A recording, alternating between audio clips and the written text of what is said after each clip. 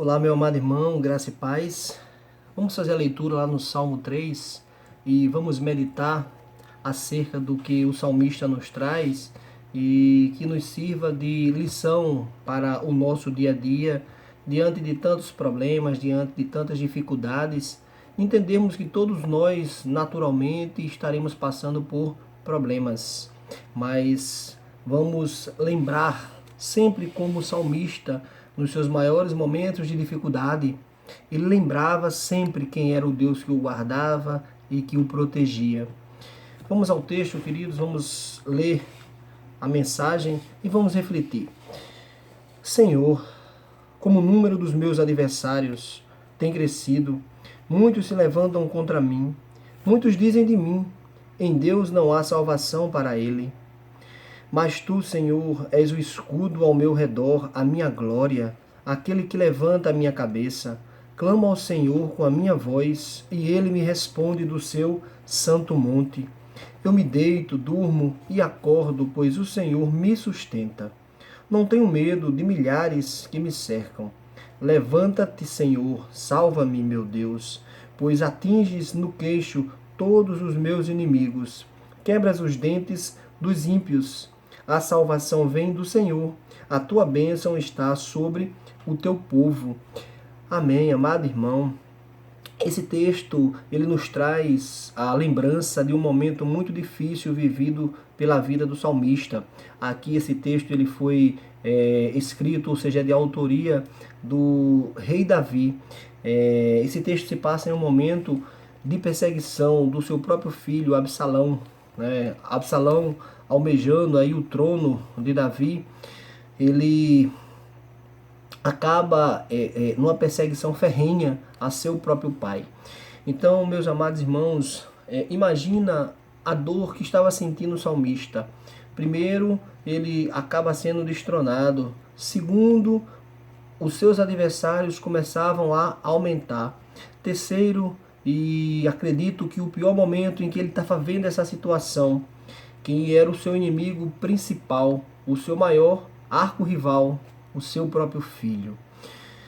Queridos, temos um contexto dentro desse texto aqui que podemos trazer para entender como se deu. Então, aqui nós sabemos que o pecado naturalmente ele traz consequências e muitas vezes mortais à vida do ser humano. E Davi, ele não foi isento de pecado, certamente Davi ele teve os seus momentos de dificuldade, teve os seus momentos de falha. Davi ele transgrediu, ele teve um momento em que ele foi iníquo, ele transgrediu, ele caiu no pecado. Davi, ele cobiçou a mulher de Urias, Batseba. Davi, ele planejou o assassinato de Urias. Nós podemos observar isso lá em 2 Samuel, do capítulo 11, 12, e mediante esse pecado, Deus estava sempre com Davi, em todas as vitórias o Senhor estava concedendo a Davi. Davi sempre teve do seu lado o Deus da nossa vida e da nossa salvação. Mas nós sabemos que a transgressão que nos leva ao pecado acaba nos separando de Deus, acaba nos deixando sem essa proteção, seja ela momentânea, porque o Senhor ele repreende aos filhos que ama. E Davi certamente estava passando por um momento que ele estava levando a disciplina do Senhor, ele estava passando pela disciplina do Senhor. E aqui, queridos, a partir dos capítulos 13 ao capítulo 8 de 2 Samuel, que a gente não pode ler esse texto e isolar ele de Samuel, 2 Samuel, dos capítulos principalmente 13 ao 17, 18, que retrata toda essa trama, contra aí, almejando tomar ou destronar o rei Davi. Então, queridos, tudo começa mediante esse pecado de Davi. Como eu falei, o pecado certamente ele traz consequências, e na vida do salmista foi uma consequência muito drástica. Davi, ele acaba vendo um momento de tragédia na sua família. O seu filho, o terceiro filho, chamado Amnon, ele acaba se apaixonando pela sua própria irmã, Tamar. o texto traz algumas características, né, de Tamar, entre elas que ela era uma moça muito bela, era uma moça virgem, né? E sabe aquela frase que quando a gente diz que quanto mais a gente quer, menos a gente pode, ou quanto mais a gente deseja, menos a gente consegue aquilo. Aqui estava Amnon sendo tentado por aquela situação, observando aquela moça bela, aquela moça linda, mas era algo que para ele era intocável, ele não podia possuir, ele não podia ter aquela situação, parece que para ele era impossível, porque era sua própria irmã, mas Amnon estava apaixonado, alucinadamente apaixonado por aquela mulher. E lá o seu primo, filho do irmão de Davi, de Simeias, Jonadab, um homem que o texto também nos traz lá em 2 Samuel como sendo muito sagaz. Ele acaba mirabolando um plano, para que o seu primo ou o seu amigo, o próprio Amnon, ele possa bolar. Isso aí faz com que ele fique fervoroso, desejoso de botar esse plano em prática. E ele vai e chama seu pai para que convide a sua irmã para ele ir até a sua casa. E lá ela vai, prepara bolos para que ele possa comer. Mas ali ele termina não querendo comer, dá uma de difícil, né? Manda tirar todos da sua casa, ficando só ela. E chama ela para adentrar no seu quarto, e lá ele coloca em prática esse plano diabólico, aonde ele força a sua irmã a deitar-se com ele, mesmo ela dando bons conselhos a ele, dizendo a ele: meu irmão, não faça isso, não é costume do povo aqui de Israel agir dessa forma. E mesmo assim ele não dá ouvidos a Tamar e acaba estuprando, assim nós podemos dizer, porque ele fez ou teve relações com ela de forma forçada.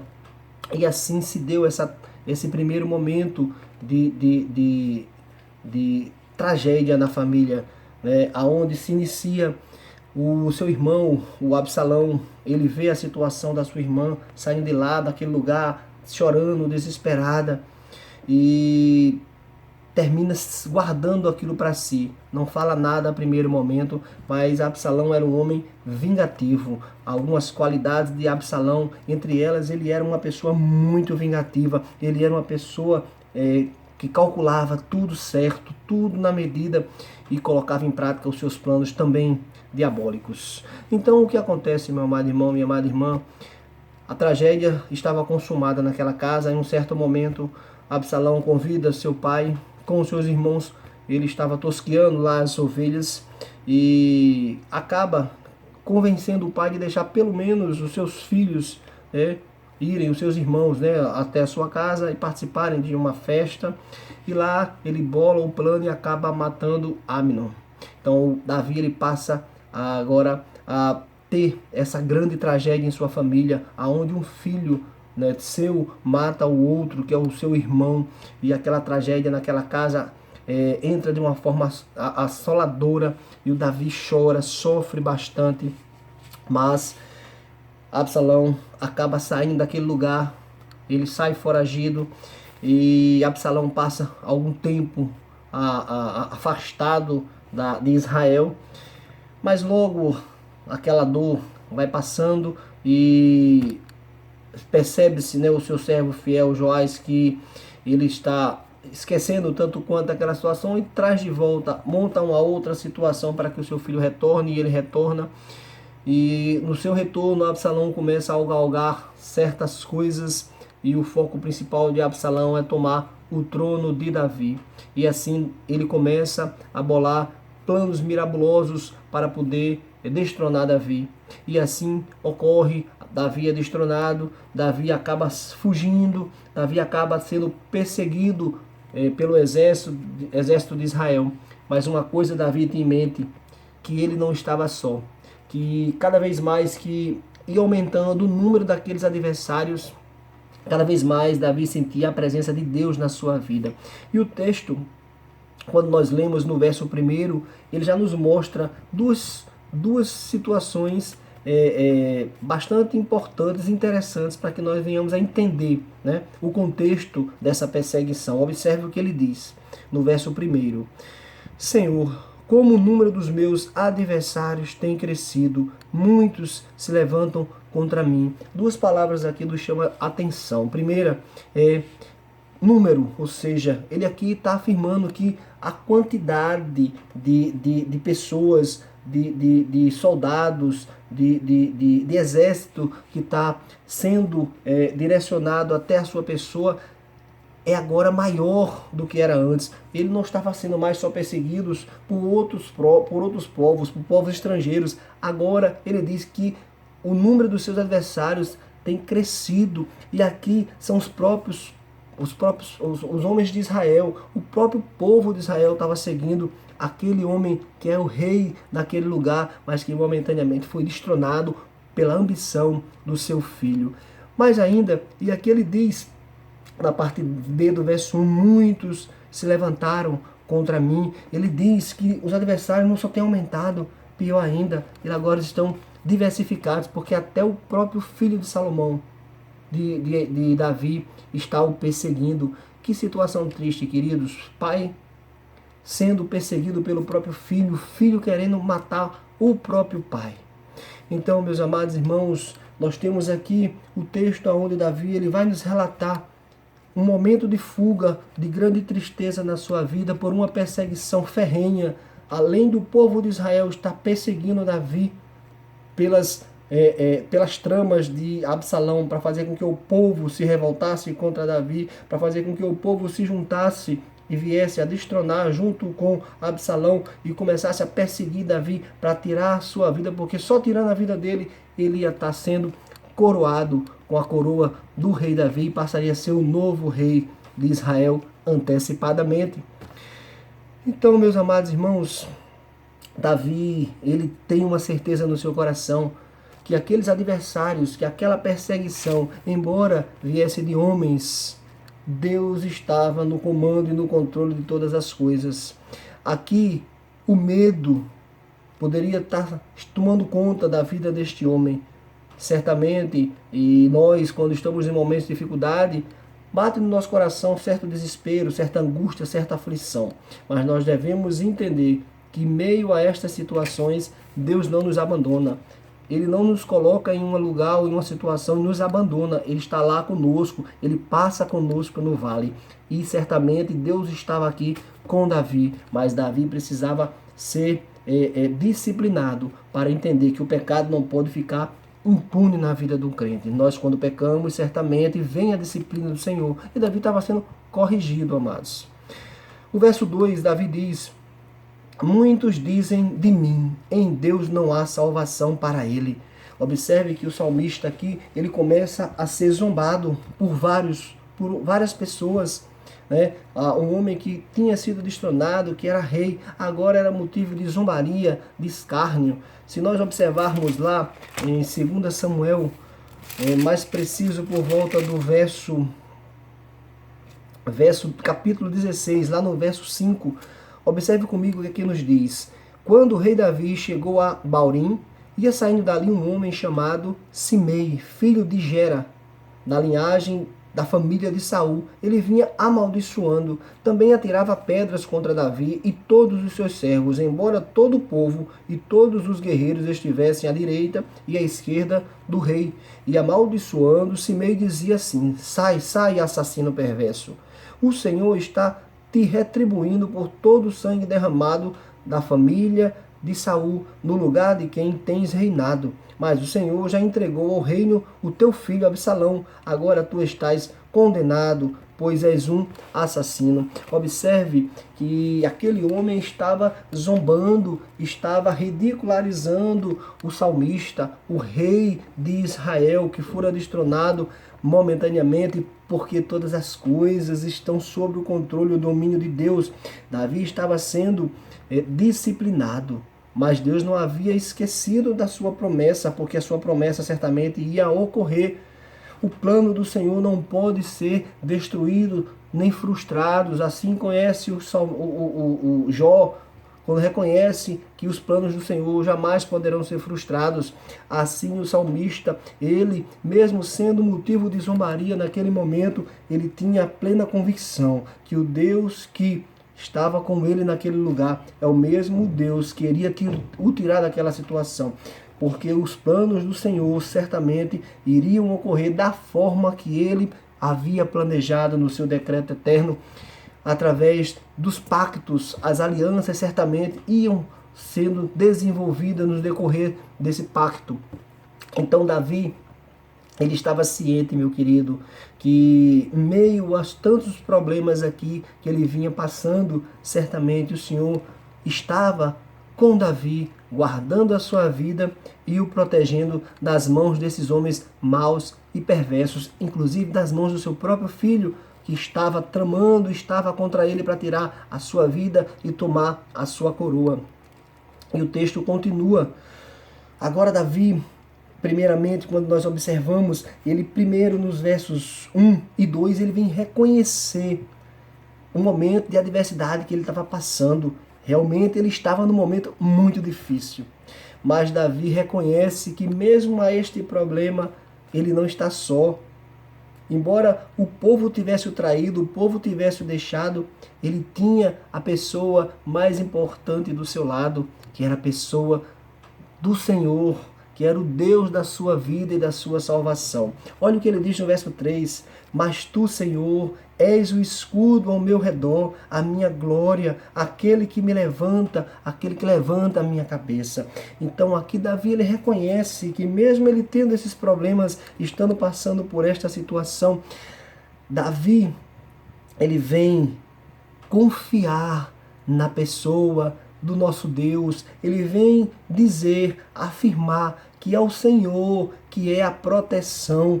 Meus amados irmãos, quanta confiança em meio aos problemas, em meio às tribulações, em meio aos sofrimentos e às aflições, o salmista ele vem nos apresentar.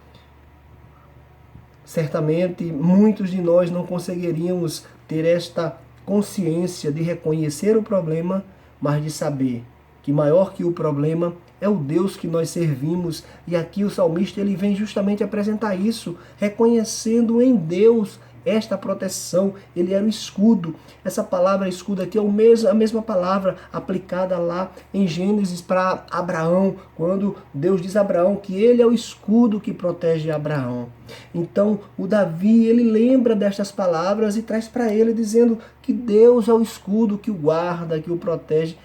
Como assim nós devemos entender, queridos? Se passamos por momentos difíceis, se passamos por situações difíceis, precisamos entender e reconhecer.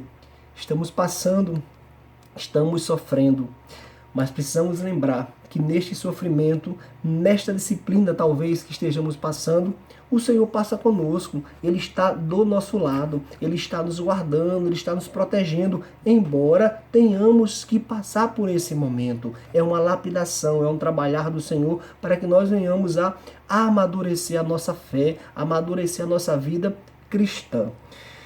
Dos versos 3, queridos, ao verso 6, ele vem demonstrar essa confiança. Observe no decorrer dos outros versos, o verso 4, ele continua clamando. Clamo ao Senhor com a minha voz, e ele me responde do seu santo monte. Davi, ele se usa do clamor. Davi, ele fala com Deus, ele pede a Deus que o ajude, que esteja com ele. E Davi, ele está confiante cada vez mais que, em meio aos problemas, o Deus da salvação é com ele, está com ele e está guardando a sua vida. E ele continua no verso 5, ele diz: eu me deito, durmo e acordo, pois o Senhor me sustenta. Observe que passagem maravilhosa aqui no verso 5. O salmista ele usa 3 verbos: deitar, dormir e acordar. 3 ações que vão nos remeter ao cuidado de Deus, até mesmo quando nós dormimos, estamos dormindo. O salmista, provavelmente, ele observava aquele campo de guerra, aquele campo de batalha, e observava que ele estava sendo rodeado de soldados do exército de Israel, e estava com risco iminente de morte, poderia estar morto a qualquer momento, a qualquer instante, embora ele teve 2 vezes a oportunidade de tirar a vida de Saul, lá atrás, quando Saul estava perseguindo, mas ele dizendo, eu não mexo, eu não tiro a vida de ungido, eu vou não mexer com o ungido do Senhor. ele reconhece que é Deus que está sobre todas as coisas, inclusive quando ele está nos trazendo esta disciplina, momentos difíceis nas nossas vidas. Mas nós precisamos entender que Deus, ele cuida de nós, até quando estamos sofrendo, queridos.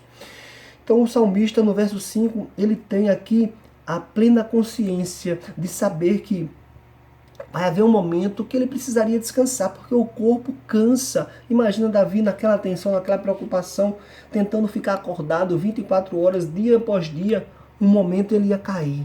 Então, em vão vigia a casa, o sentinela, se o Senhor não estiver à frente. Nisso, Davi, ele sabia que ele precisava confiar em Deus. Ele poderia dormir, deitar e acordar. Então é isso que o texto nos traz, essa tranquilidade de saber que em um momento o nosso corpo vai esgotar fisicamente, a gente precisa dormir, precisa fechar os olhos, colocar o nosso corpo deitado para o corpo descansar e repor as energias suficientes, que é o período do sono, para no outro dia ou logo mais o acordar. E esse acordar, mais uma vez, ele reconhece, mediante a vontade, a soberana vontade de Deus, quando ele diz assim, no verso 5, no final, na parte B, pois o Senhor me sustenta. Olha, observe que maravilha, ele deita, ele dorme e ele acorda, porque é o Senhor quem assim permite. Quantos de nós, queridos, nos deitamos cheios de problemas na cabeça, com as contas, com os pagamentos em aberto, com brigas, com discussões, com tantos problemas nas nossas vidas, acabamos tendo um sono cortado, acabamos dormindo mal, acordando parece que mais cansados ainda. Mas o salmista, ele colocava em Deus a sua confiança, mesmo sabendo que estava em meio aos problemas e às dificuldades, e ele podia deitar com a consciência tranquila, sabendo que Deus estava cuidando dele. A palavra de Deus nos ensina que aos seus o Senhor dá, inclusive, enquanto dorme. Então não se preocupe, meu amado, não se preocupe, minha amada, que o Senhor está guardando a tua vida. Repouse, descanse, refaça suas energias. O Senhor está contigo. O Senhor está te guardando. Ele vai permitir que você durma. Deite, durma e acorde. Existe um dia para cada um de nós. E certamente nós estaremos andando conforme a vontade de Deus, porque ela é boa, perfeita e agradável. E o fruto do Espírito que nos é concedido, cada vez mais é sendo trabalhado e lapidado pelo próprio Espírito. E nós vamos sendo trabalhados naquele fruto, na mansidão, no domínio próprio, na longanimidade, na benignidade, na bondade. Então, a nossa vida ela vai tendo durabilidade, ela vai passando por fases, por etapas, e nós vamos amadurecendo espiritualmente, porque é isso que nós estaremos passando por esse processo de santificação. Mas precisamos entender que é em Deus que nós descansamos, é no Senhor que nós refazemos as nossas forças. E terminando esse momento da autoconfiança de Davi, no verso 6, ele diz: não tenho medo de milhares que me atacam. Davi estava se reportando aqui, não era só 10 homens, não era só 100 homens, mas eram milhares de soldados israelitas que estavam perseguindo. Pior ainda, entre eles, comandando aquele exército, estava o seu filho Absalão. Há um momento em que Davi está levando a arca da aliança e ele manda devolver aquela arca para Jerusalém, porque ele diz: se o Senhor for por mim, certamente ele vai me fazer retornar, e a arca tem que ficar em Jerusalém. Ele reconhece que todas as coisas estão sob a vontade do Senhor. Então não adianta ele ter tirado aquela arca e não ser da vontade de Deus. Então ele diz: eu vou deixar aquela arca, porque a arca pertence a Israel, a arca da aliança, e se Deus ver, ou se agradar em mim, ele me devolverá, ele me levará de volta para o trono, ele me coroar novamente a minha cabeça. Então ele estava tranquilo quanto a isso. A vontade de Deus nas nossas vidas vai acontecer, quer nós queiramos ou não. Por isso que nós precisamos confiar, nos deleitar nesse amor derramado nas nossas vidas através da pessoa de Jesus, queridos, que nos tranquiliza, que nos conforta, que mesmo em meio a angústias e a problemas e aflições, nós temos a certeza que Ele está conosco e Ele é por nós. Desculpa, queridos. Por fim, versos 7 e 8, nós temos no verso 7 aqui um momento de oração. Um clamor em forma de súplica. Ele vai suplicar a Deus, mas reconhecendo que a sua vitória já está dada pelo próprio Deus. Ele entende que ali é uma fase, é um momento. Ele diz: levanta-te, Senhor, salva-me, meu Deus, pois atinges no queixo todos os meus inimigos, quebras os dentes dos ímpios. Aqui nós podemos trazer algumas informações, mas nós podemos entender duas coisas. Na primeira parte, quando ele diz: levanta-te, Senhor, salva-me, meu Deus, pois atinges no queixo todos os meus adversários. Esse atingir no queixo é aquele golpe onde um lutador ele está num ringue e lá ele desfere um golpe no queixo do adversário, estando ele já praticamente apanhando, quase caindo, ou seja, a vitória para o adversário estaria praticamente certa, mas do nada ele vai e dá um soco, desfere um soco que pega no queixo de baixo para cima e o adversário cai, feito um prato de papa no chão, todo mole, despedaçado no chão. Então é um golpe que gera vergonha. É um golpe que demonstra a humilhação. Então, o que o Senhor vai desferir não é pela força de Davi, mas é o Senhor que está com ele, vai desferir este golpe nos adversários que pensam estar por cima, e no comando e no controle, mas se enganam. Deus está com Davi e ele aqui parece também estar lembrando de situações já vivenciadas no passado, onde o próprio Deus o guardou e o livrou dessas situações.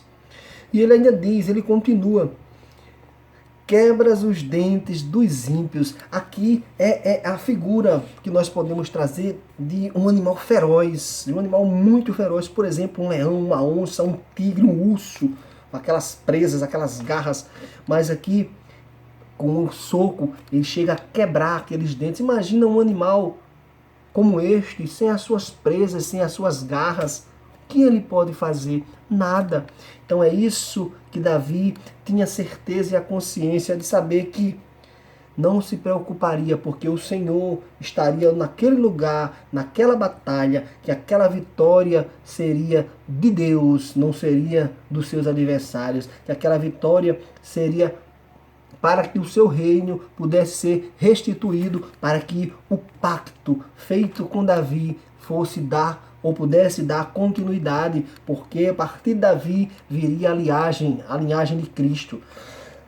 A partir de Davi viria um Messias. Então, queridos, é um golpe desferido, esse golpe é tão forte que despedaça os dentes e aquela fera, ela fica um bichinho manso, sem mais nada para oferecer, sem nenhuma ameaça mais para o seu oponente. Por fim, querido, Davi reconhece a soberana vontade de Deus sobre todas as coisas. No verso 8, ele reconhece a soberania de Deus. Ele diz: a salvação vem do Senhor, a tua bênção está sobre o teu povo. Amém, meu amado irmão. Davi, ele reconhece o momento de dificuldade, mas Davi demonstra autoconfiança, uma super confiança no Deus que o guarda, o protege e o livra. Davi, ele entra em oração, é um homem de oração, é um homem que confia em Deus e lembra das coisas que Deus fez para ele no passado, que continua a fazer e que irá fazer, porque o Senhor, ele dá os seus enquanto dorme. E por fim ele reconhece a soberana vontade de Deus sobre todas as coisas, porque a salvação, embora ele seja zombado, não há salvação para este, como diziam, como estavam falando dele, mas ele sabia que a salvação vem do Senhor. Meu amado irmão, minha amada irmã, eu quero, neste momento, agradecer mais uma vez ao nosso Deus, que tem cuidado de nós, que tem nos dado forças todos os dias. Sabemos que a vida do cristão não é fácil, nós passamos sim por aflições, por angústias, por problemas, mas nós precisamos entender uma coisa: não devemos ficar ansiosos por coisa alguma. Antes, a palavra de Deus nos ensina que Ele cuida das pequenas aves, Ele cuida das plantas, Ele veste, Ele alimenta todas essas coisas. Lá em Mateus 6, dos versos 25 ao 34, fala sobre isso, depois você leia. Nos ensina que nós não devemos ficar ansiosos por coisa alguma. porque o Senhor, Ele tem tudo preparado. Para que nós vamos nos desesperar, arrancar nossos cabelos, ficar preocupado sem dormir? Observe o que Davi fazia. Ele deitava, ele descansava e acordava e reconhecia que era Deus que dava essa permissão, porque nós não teremos um dia mais de vida se for pela nossa vontade. Mas se for a vontade de Deus, Ele vai permitir que nós continuemos vivos, porque é para o louvor da sua glória, querido. Que a sua vida seja um exemplo para outras pessoas, como a de Davi. Até hoje ela continua sendo um exemplo de uma vida moldada à mente do Senhor, uma vida regada à confiança, em meio à angústia, às aflições. Mas ele estava ciente que Deus estava com ele, que Deus era por ele. Não deixe que a ansiosidade tome conta na sua vida. Não deixe que as coisas abalem a sua vida, que você não consiga dormir, deitar e acordar. Não deixe que essas coisas tirem a sua paz, o seu sossego. Confie em Deus, porque Ele vai cuidar de ti, Ele vai guardar a tua vida, Ele vai até te repreender, Ele vai até te disciplinar. Mas você vai entender que essa disciplina, essa repreensão é por amor. Porque o Senhor repreende aos filhos que ama. Ele diz isso para nós. Então, meu amado irmão, minha amada irmã, deite, durma, acorde e diga como Davi disse: obrigado, Senhor, por ser o Senhor que me permite deitar, dormir e acordar, mostrando e demonstrando plena e total confiança nesse Deus que todas as coisas criou. Que o Senhor te abençoe, que o Senhor te guarde e te fortaleça. Em nome de Jesus, queridos. Deus te abençoe. Fica na santa paz.